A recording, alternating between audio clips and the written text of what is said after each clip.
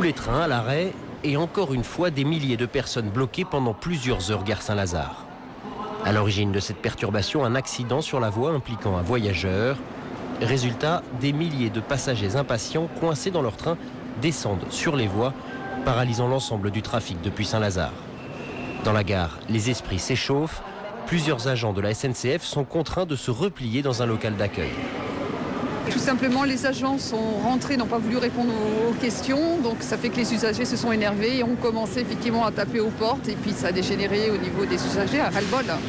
Ouais, ça, c'était pas des casseurs. Ah, pas du tout. Non, j'étais présente, donc pas du tout. Résultat, 2 vitres brisées et des renforts de sécurité déployés. À partir de là, c'était le blocage au niveau SNCF, plus aucune réaction de la SNCF. Et le cordon des policiers est arrivé, ainsi qu'un cordon, des personnes des paras, pour protéger les gens de la SNCF, pas pour nous.